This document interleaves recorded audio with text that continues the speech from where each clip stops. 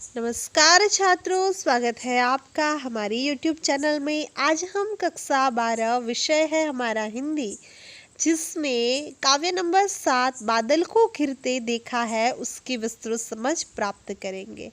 उससे पहले हम इस काव्य के कवि नागार्जुन के बारे में जानकारी प्राप्त करेंगे। तो बात करते हैं हम नागार्जुन की। तो हिंदी के जनवादी नागार्जुन का जन्म ननिहाल में हुआ था। उनका पैतृक गांव तरौनी दरभंगा बिहार में पड़ता है। उनका मूल नाम वैद्यनाथ मिश्र था। उनकी शिक्षा गांव के संस्कृत पाठशाला में तथा उच्च शिक्षा बनारस में हुई। नागार्जुन ने हिंदी में रतिनाथ की चाची नई पौध, बाबा बटेश्वरनाथ, वरुण के बेटे, दुखमोचन, कुंभीपाक, हीरक जयंती, उग्रतारा, जमानिया का बाबा, पारो, गरीबदास आदि उपन्यास लिखे हैं। युगधारा, सतरंगे पंखों वाली, प्यासी पथराई आंखें, तुमने कहा था, खिचड़ी विप्लव देखा हमने, पुरानी जूतियों का कोरस, हजार हजार बाहों वाली, रत्नगर्भा, ऐसे भी हम क्या, ऐसे भी तुम क्या, आखिर क्या कह दिया हमने, इस गुब्बारे की छाया में, आदि अनेक कविता संग्रह हैं। इसके अतिरिक्त निबंध, कहानियां, संस्मरण और अन्य विधाओं भी उन्होंने लेखन किया है। नागार्जुन को मैथिली साहित्य अकादमी पुरस्कार, हिंदी सेवा विशिष्ट सम्मान, भारत भारती मैथिली शरण गुप्त सम्मान से सम्मानित किया गया है। तिब्बत यात्रा के क्रम में हिमालय दर्शन के प्रकृति के निर्मल निश्चय रूप को देखने से कवि के मन में सौंदर्य का जो उफान आया, उसे इस कविता में ढाला है। इसमें कहीं मानसरोवर में कमलों के ऊपर वर्षा बूंदों के गिरने के चित्र हैं, तो कहीं झीलों में हंसों के द्वारा कमलनाभ खोजने के दृश्य हैं। चिर विरह के बाद चकवा चकवी का मिलना और शैवालों की हरिदरी पर प्रणय कटाक्ष करना आदि रोमानी वातावरण की सृष्टि हमारी प्रणय चेतना को मुखर करता है। तो इस प्रकार अब हम देखते हैं कि कवि ने बादल को घिरते देखा है, उसमें क्या वर्णन किया है। तो अब हम काव्य की विस्तृत समझ प्राप्त करते हैं।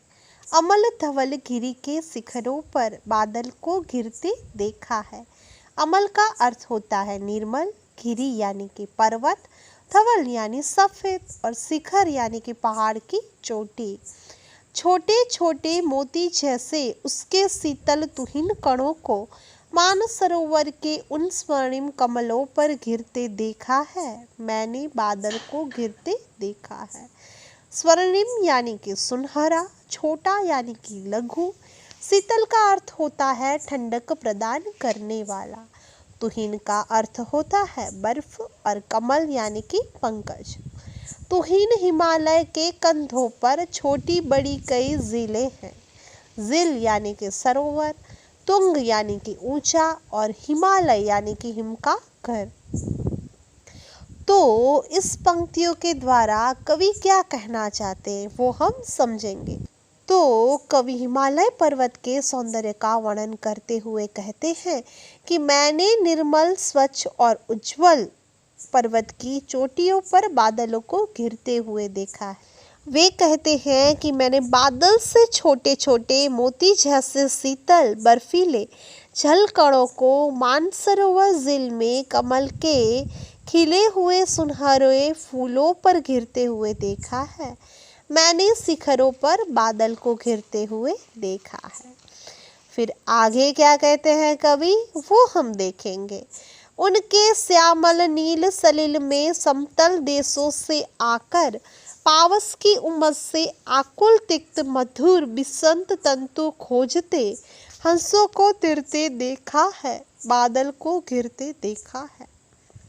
श्यामल यानी काला, सलिल यानी कि जल, पावस का अर्थ होता है वर्षा ऋतु, मधुर यानी मीठा, समतल यानी कि मैदानी, नील यानी कि नीला, उमस का अर्थ होता है हवा न चलने से होने वाली गर्मी है। आकुल का अर्थ होता है परेशान, तिक्त यानी कि तीखा, तिरते यानी कि तैरना, विष तंतु कमल नालल के तंतु, हंस यानी कि मराल। तो इन पंक्तियों का अर्थ कवि क्या कहते हैं? तो कवि कहते हैं कि हिमालय की पहाड़ियों में कई छोटी बड़ी झील हैं। इन झीलों के समतल क्षेत्रों में हल्के काले और नीले जल में वर्षा ऋतु की उमस से व्याकुल होकर आए हंसों को मैंने अपनी तपन मिटाने के लिए तैरते हुए पानी में कमल नाल के तीखे और पीले तंतु को खोजते हुए देखा है। मैंने शिखरों पर बादलों को घिरते हुए देखा है। ऋतु वसंत का सुप्रभात था, मंद मंद था अनिल बह रहा।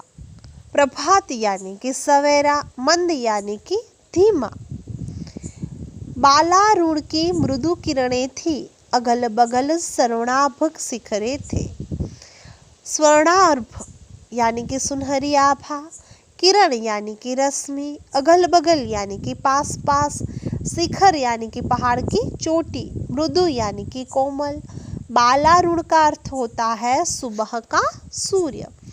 एक दूसरे से विरहित हो अलग अलग रहकर ही जिनको सारी रात बितानी होती, निशा काल के चिर अभिशापित बेबस उन चकवा चकई का बंद हुआ क्रंदन, फिर उनमें उस महान सरोवर के तीर शैवालों की हरिदरी पर प्रणय की लह छिड़ते देखा है, बादल को गिरते देखा है।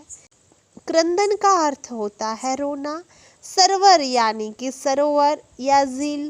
तीर का अर्थ होता है किनारा। शैवाल यानी कि पानी के भीतर उगी हुई घास। ये भी शब्द समूह के लिए एक शब्द में आपको पूछा जा सकता है कि पानी के भीतर उगी हुई घास को क्या कहते हैं? तो आंसर आएगा शैवाल।